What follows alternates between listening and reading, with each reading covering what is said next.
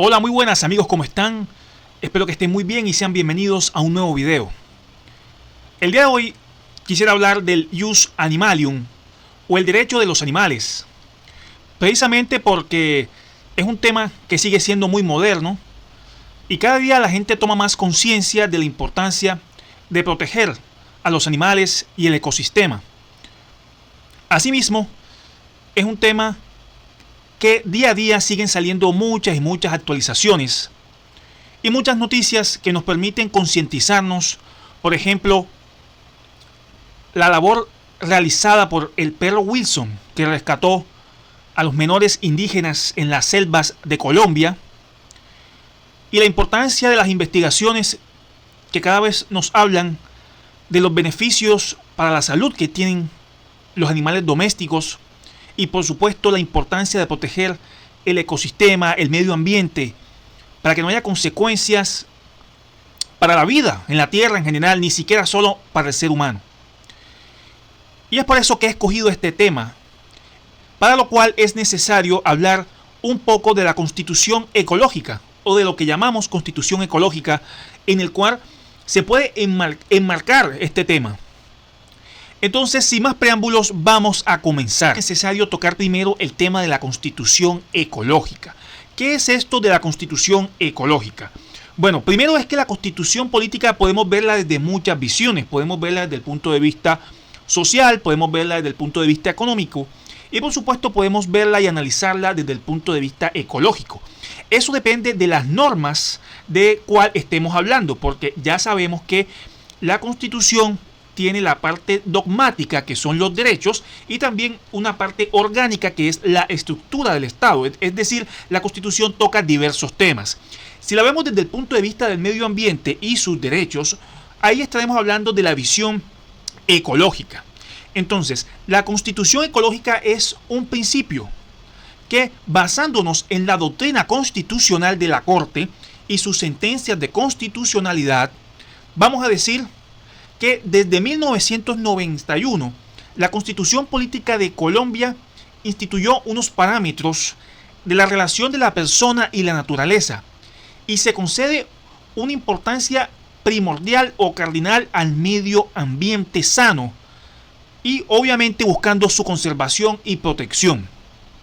Asimismo, en este segundo párrafo ya podemos ampliar la visión de la Constitución ecológica, y es que la Corte Constitucional ha sostenido que la defensa del medio ambiente sano constituye un principio dentro de la estructura del Estado social de derecho.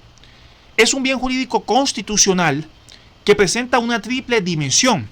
Es un principio que irradia todo el orden jurídico, correspondiendo al Estado proteger las riquezas naturales de la nación, y aquí vamos enmarcando que dentro de esas riquezas naturales no solamente está la flora, sino también la fauna, donde se encuentran las especies animales diferentes al ser humano, si lo quieren ver desde esa visión.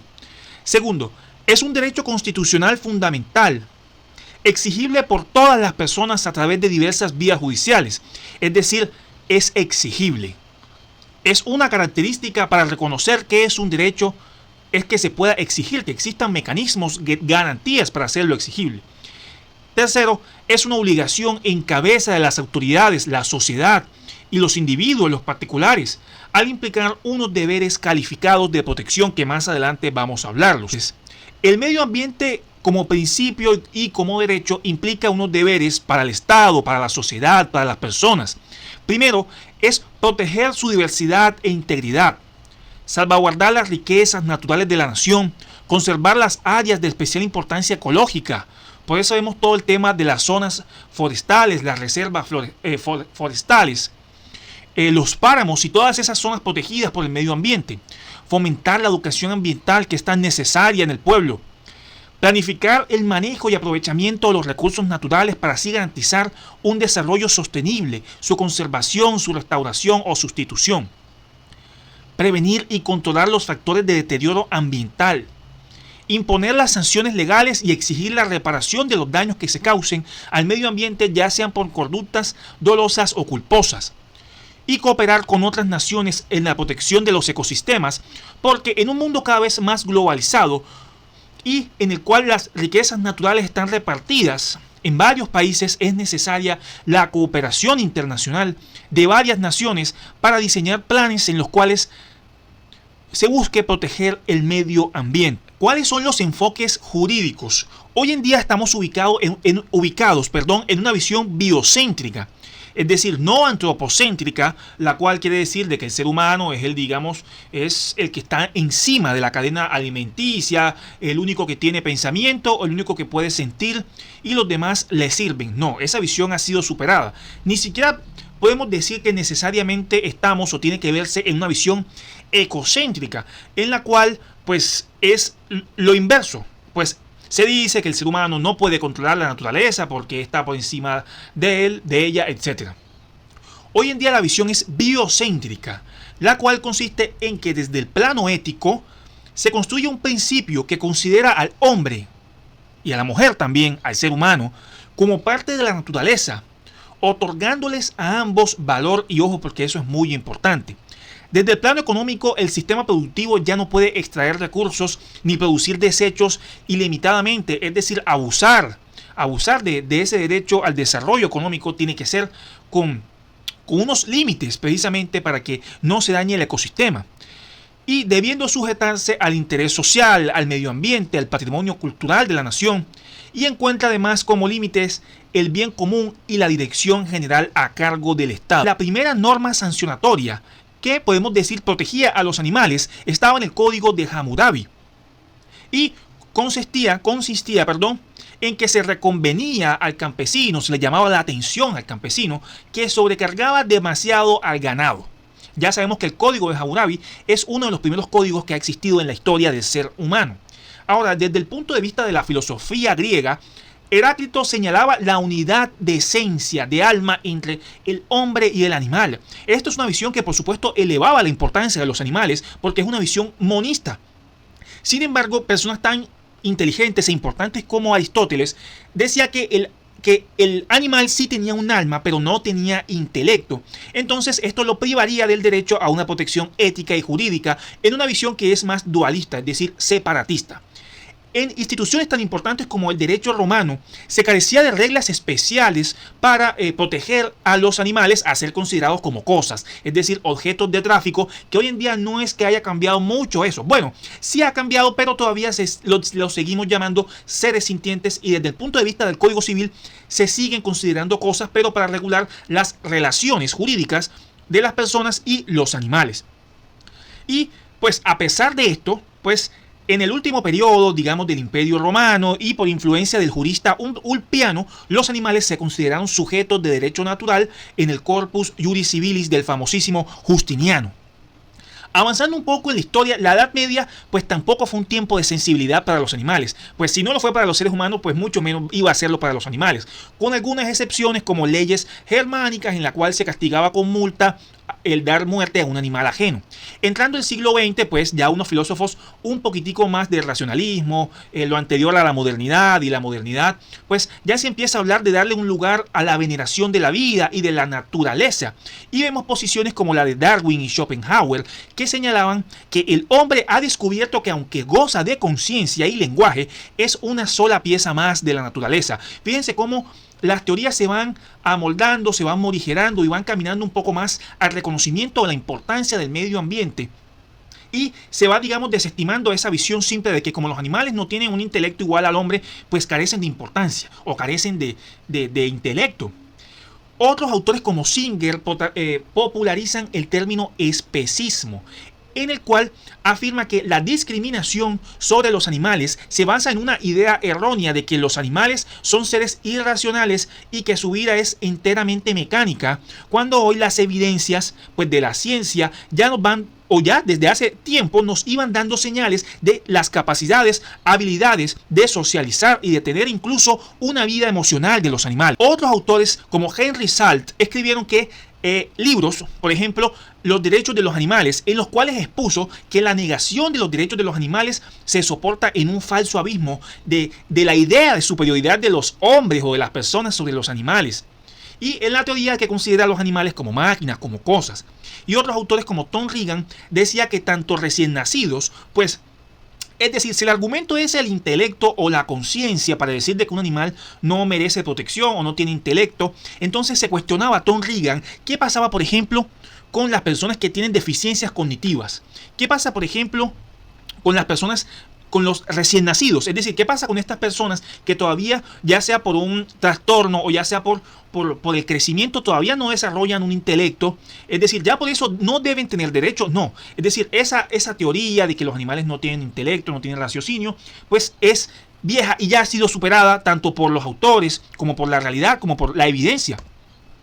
Y autores muy importantes como Bentham, a quien se le atribuye que afirmó por primera vez los derechos de los animales. Recordemos que Bentham es uno de los autores más importantes de la doctrina del utilitarismo, y decía que el legislador debe prohibir todo aquello que pueda servir para conducir a la crueldad de los animales. Y autores muy importantes como Nussbaum, que la verdad me parece muy interesante lo que señalaba esta persona, este autor, cuando proponía la teoría de los derechos de los animales no humanos, en la cual, palabras más, palabras menos, decía que los animales son capaces de llevar una vida, toda vez que son sujetos de ella, y merecen dignamente pues protección, y son capaces de desarrollar, parecidos al ser humano, procesos de nutrición, actividad física, lazos fraternales, libertad de desplazamiento, etc. Un poquito pues más adelante, pues ya lo anterior tenía una base científica, una base en estudios, obviamente, pero ha llegado un poco más adelante al periodo de la modernidad. Debemos decir que las investigaciones, por ejemplo, de la etología, la neurociencia, la biología, la zoología, etc., empezaron a advertir pues lo que ya se estaba diciendo antes, pero a confirmar, si lo queremos llamar de ese modo, que los seres vivos son seres sintientes, con capacidades de raciocinio y por lo tanto con una serie de intereses por satisfacer. Y esto no deja de ser importante porque las primeras leyes que se establecieron, por ejemplo, en Colombia, y la jurisprudencia constitucional actualmente, pues con más o mayor derecho señala que los animales son seres sintientes, es decir, lo llaman bajo esa expresión o ese concepto. Y como esto no solamente ha sido filosofía, ciencia, doctrina, estudios, no, obviamente esto sirve de alimento para que se puedan hacer declaraciones. Y así como hay muchas declaraciones de derechos de los seres humanos, también hay declaraciones de derechos de animales. Por ejemplo, esta de Cambridge en el 2012 que se habla sobre la conciencia. Y palabras más, palabras menos, que además de lo que ustedes ven en pantalla, lo más importante es que los humanos no son únicos en la posesión de sustratos neurológicos que generen conciencia. Los animales no humanos, incluyendo todos los mamíferos y pájaros y muchas criaturas, también poseen estos sustratos neurológicos. Es decir, no es solamente el ser humano el que posee esa conciencia de la que tanto se hablaba desde un principio. Se reconoce por parte de la especie humana que los derechos a la existencia de otras especies animales constituyen el fundamento de la coexistencia de las especies del mundo. La igualdad, que también es muy importante en los seres humanos, la igualdad de que tienen todos los animales, el derecho al respeto que tienen los animales, que el hombre o el ser humano no puede atribuirse el derecho a exterminar a los otros animales o de explotarlos, que todos los animales tienen derecho a la atención, a los cuidados, a la protección,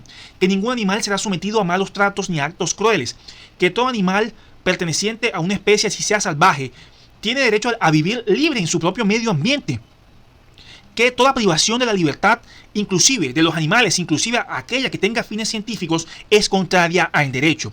Este punto se va a moldear un poco más adelante. Que todo animal, una especie que viva tradicionalmente en el entorno doméstico, tiene derecho a vivir y a crecer al ritmo y en las condiciones de vida que sean propias de su especie. Que toda modificación a dicho ritmo o a dichas condiciones que fueran impuestas por el hombre con fines mercantiles es contraria a este derecho. Y ojo, porque la experimentación animal que implique un sufrimiento físico o psicológico es incompatible con los derechos del animal. Y aquí se enmarca mucho el tema también, por ejemplo, de que muchos de los cosméticos que se utilizan, muchos eran o son, se le hacen pruebas en animales y había sufrimiento por parte de los animales. Entonces es un tema polémico, es decir, porque tampoco implica de que los animales vayan a dejar de prestar un servicio al ser humano, es decir, falta mucho para eso. Y por ejemplo aquí lo vemos en el artículo 9, que dice que cuando un animal es criado para la alimentación, es decir, esta declaración no implica de que las personas vayan a volverse veganas, no. Es decir, siempre va a haber un contexto. Yo sé que a muchas personas este punto lo critican, no, pero debemos entender de que los cambios no son de la noche a la mañana, que la sociedad va cambiando paulatinamente. Cuando un animal es criado para la alimentación, debe ser nutrido, instalado y transportado, así como sacrificado. Eso sí, esto no implica que el animal deba tener ansiedad y dolor. Punto polémico, ¿no? Porque no sabemos si se cumple. Realmente en muchos aspectos estoy seguro que no. Ningún animal debe ser explotado para el esparcimiento del hombre. También otro punto polémico porque se cruza mucho con el derecho de la cultura. Y el tener derecho a la cultura no quiere decir de que toda cultura sea admisible. Ojo con eso porque hay una diferencia ahí que no la voy a hablar ahora por largo el video más de lo que ya está. Y las exhibiciones de animales en los espectáculos que se sirven de animales son incompatibles con la dignidad animal. Y qué bonito concepto ese. Así como se habla de dignidad humana, también hablemos del concepto de dignidad animal. Muchísimas gracias. Muchas veces, o como lo dije en un principio, se está tomando conciencia cada vez más del derecho que tienen las personas y el derecho que tienen los animales. Sin embargo, a veces no sabemos cuál es el fundamento, pues el fundamento es una decisión política, no, obvio, ¿no? Pero no vamos a caer en un relativismo, porque en estricto sentido o en el fondo todo es una decisión política, ¿no? Hasta castigar el cigarrillo es una decisión política, no castigar el cigarrillo es una decisión política, por dar un ejemplo. Entonces, no caigamos en el relativismo, y es que este reconocimiento, sí, implica de que todo el desarrollo doctrinal implica los estudios científicos que dicen de que los animales también tienen ciertos sustratos neurológicos que son capaces de sentir dolor, de sentir afecto, de construir relaciones junto con el ser humano, y que entonces no nos aprovechamos de ellos, debemos vivir con ellos y con el ecosistema. Entonces ese es parte del fundamento. Además de todas las investigaciones y las declaraciones de derechos, parte del fundamento del por qué debemos proteger a los animales y que inclusive ya se castiga desde el punto de vista penal. Muchas gracias por llegar hasta aquí, espero que te haya servido la información. Si te gustó, like y suscríbete para más videos como este y otros temas en diversas ramas del derecho. Entonces, nuevamente muchas gracias, espero que estés muy bien, te mando un gran saludo y nos vemos en un próximo video. Chao, chao.